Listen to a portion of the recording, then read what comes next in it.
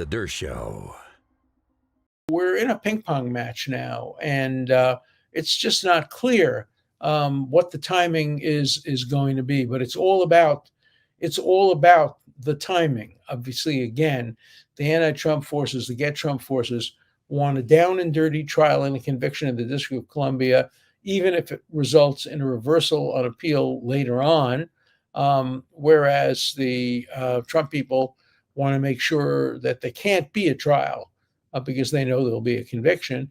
There can't be a trial prior to the election. Right now, I'd say the Get Trump people have a slight advantage. I think the scheduling is such that it's possible that there could be a trial. It would be a tight fit, but it's possible there could be a trial. But again, it's also possible that there won't be a trial. And of course, there are other motions. As you know, there have been motions to change venue out of the District of Columbia, which was over 90 something percent against Trump in the last election.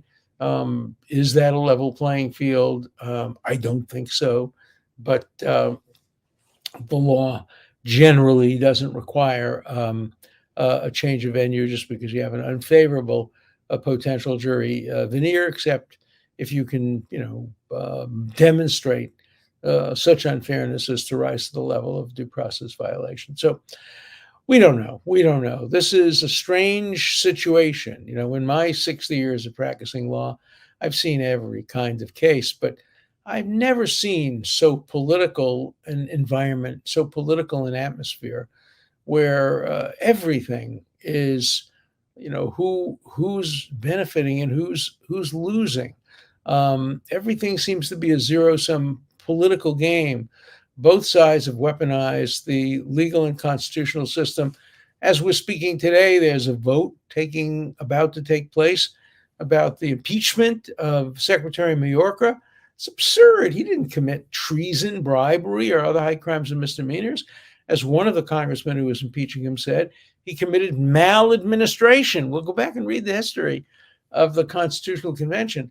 One of the framers actually used the term maladministration, said we should put that as the criteria for impeachment.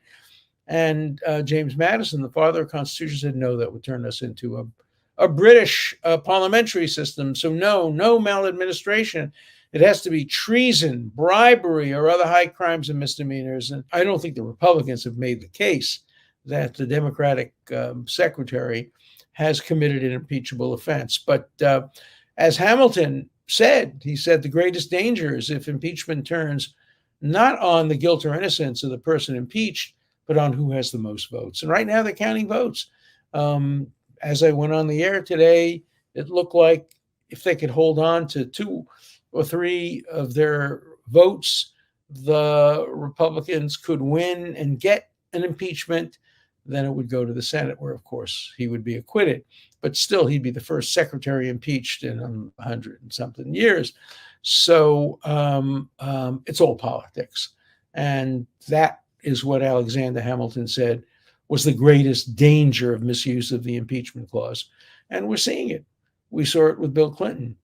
We saw it with Donald Trump twice. And now we're seeing it with Mayorkas. And whichever way it comes out, it's establishing a precedent now, especially if there is an impeachment. And you can be sure the Democrats, who are as unprincipled, many of them, as many Republicans are, will just hypocritically vote to impeach the next Republican who they don't like, who they think is guilty of maladministration, even if he hasn't committed treason, high crimes, or misdemeanors. So we live in an age of hypocrisy. We live in an age of double standards. We live in an age where principle is subordinate to partisanship. And we live in an age where everybody's out for themselves. Everybody is trying to benefit their own partisan political views rather than the best interests of the people of the United States who they are elected to try to represent.